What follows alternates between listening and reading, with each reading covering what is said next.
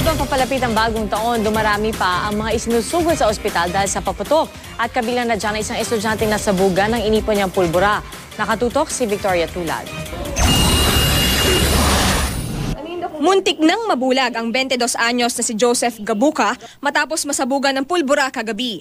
Nakita raw niya ang isang paputok sa kalsada at naisipang ipunin ang pulbura nito. Sumabog ito habang isinisiksik sa isang lalagyan. Nasugatan ang pisngi at kamay ni Joseph.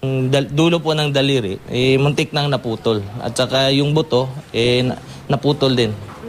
So, kakailangan siyang operahan, lalagyan ng bakal. Masakit, sobrang sakit. Nakakatakot talagang magpaputok. Si Joseph ang unang biktima ng paputok na kinailangang i-confine sa Jose R. Reyes Memorial Medical Center sa Maynila. Ang 11 iba pa, pinauwi na matapos gamutin.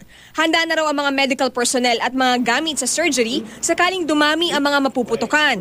Nasa 100 doktor ang naka-duty sa pagpapalit ng taon. May certain indications kami for amputation. As much as possible, ang dictum namin is i-save yung limb. Puro biktima naman ng Piccolo ang isinugod sa Tondo Medical Center simula noong nakaraang linggo.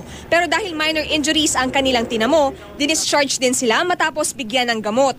Bukod sa surgical equipment, may nakahanda ring itlog sa Tondo Medical Center para sa mga makakakain ng pulbura o watusi.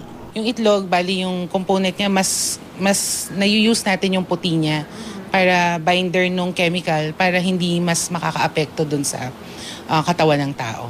Para po mas madaling ilabas yung chemical? Oo, mas madaling ilabas yung chemical. Ang Eco Waste Coalition naman muling nagpaalala tungkol sa masamang epekto sa mga alagang hayop ng paggamit ng paputok.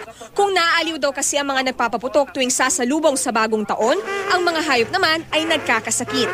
Victoria Tulad, nakatutok, 24 oras.